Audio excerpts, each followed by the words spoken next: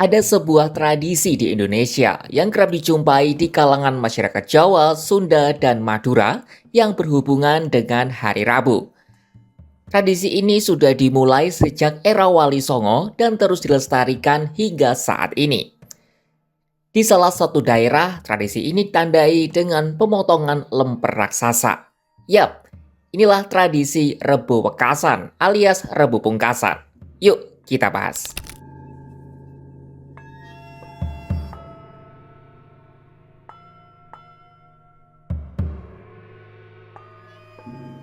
Rabu Wekasan atau Rebo Pungkasan merupakan tradisi yang digelar setiap Rabu terakhir di bulan Safar dalam kalender Islam atau Hijriah.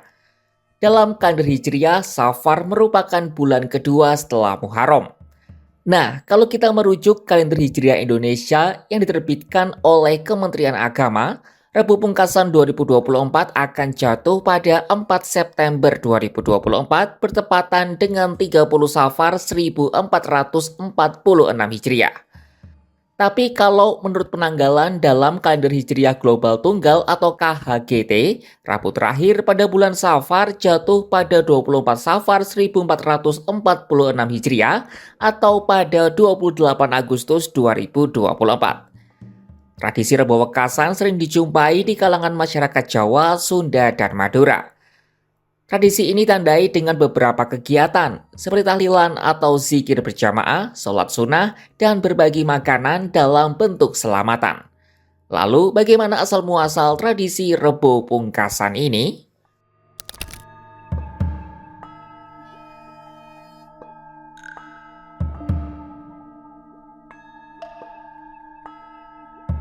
Sejarah Rebo Pungkasan bisa kita tarik hingga ke zaman Wali Songo. Kala itu, banyak ulama menyebut pada bulan Safar Allah SWT menurunkan lebih dari 500 macam penyakit. Para ulama ini lalu melakukan tirakat dan berdoa agar terhindar dari musibah. Kegiatan itu bertujuan agar Allah menjauhkan mereka dari segala penyakit dan malapetaka yang dipercaya turun pada Rabu terakhir di bulan Safar.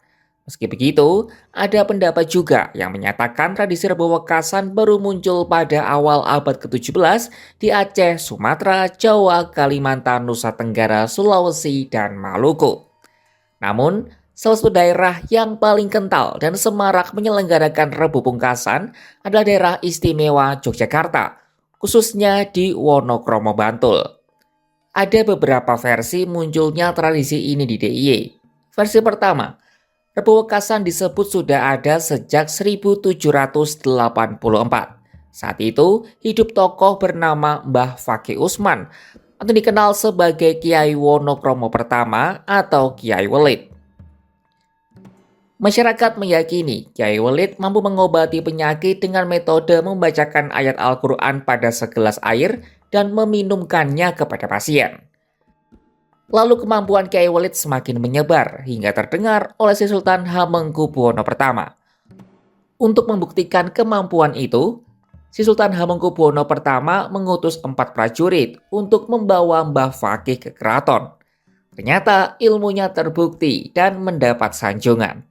Sepeninggalnya, masyarakat meyakini bahwa mandi di pertemuan Kali Opak dan Kali Gajah Wong dapat menyembuhkan berbagai penyakit serta mendatangkan berkah. Lalu versi kedua, berhubungan dengan Sultan Agung yang dulu memiliki keraton di wilayah Pleret, Bantul. Sekitar tahun 1600, Kerajaan Mataram diserang wabah penyakit. Untuk mengatasi wabah, Sultan Agung melaksanakan ritual tolak bala berwujud raja, bertuliskan basmalah dalam aksara Arab sebanyak 124 baris. Raja itu dibungkus dengan kain mori putih dan dimasukkan ke dalam air, kemudian diminumkan pada orang yang sakit.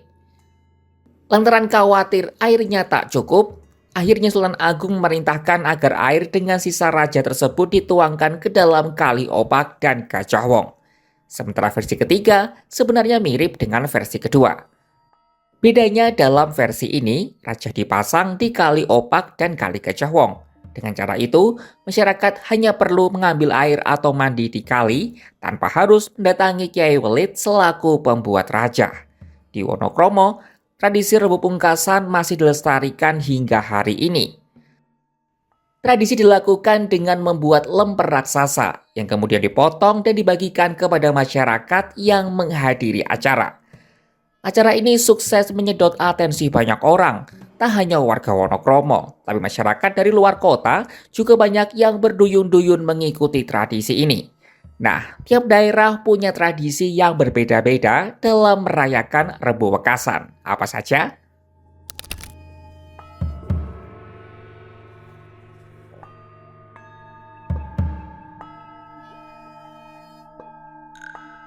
Tak cuma di Yogyakarta, tradisi Rebo Wekasan juga diadakan di berbagai wilayah Indonesia. Biasanya, tradisi unik dilakukan oleh masyarakat yang tinggal di pesisir pantai. Misalnya di Banten dan Tasikmalaya. Tradisi Rebo Wekasan digelar dengan melaksanakan sholat khusus bersama pada pagi hari di Rabu terakhir bulan Safar. Lalu di Banyuwangi, tepatnya di Pantai Warudoyong, tradisi Rebo Wekasan diperingati dengan mengadakan tradisi petik laut. Masih di Banyuwangi, ada juga tradisi dengan cara makan nasi yang dibuat secara khusus di tepi jalan. Tak cuma di Jawa, tradisi serupa juga diadakan di luar Jawa, tepatnya di Kalimantan Selatan. Di sana, istilah Rebo Wekasan disebut sebagai Arba Mustamir yang diadakan dengan berbagai cara, seperti sholat sunnah yang disertai doa tolak bala. Rabu Pungkasan menjadi salah satu kekayaan tradisi Indonesia yang masih dilestarikan hingga saat ini. Bermula dari upaya menolak bala, masyarakat di berbagai daerah mengejawantahkannya dengan banyak cara. Dari mulai potong lemper, petik laut, doa bersama, dan lain sebagainya. Semuanya dilakukan sebagai wujud syukur terhadap Sang Pencipta. Kamu suka dengan info seperti ini? Saksikan hanya di kanal YouTube Kompas.com.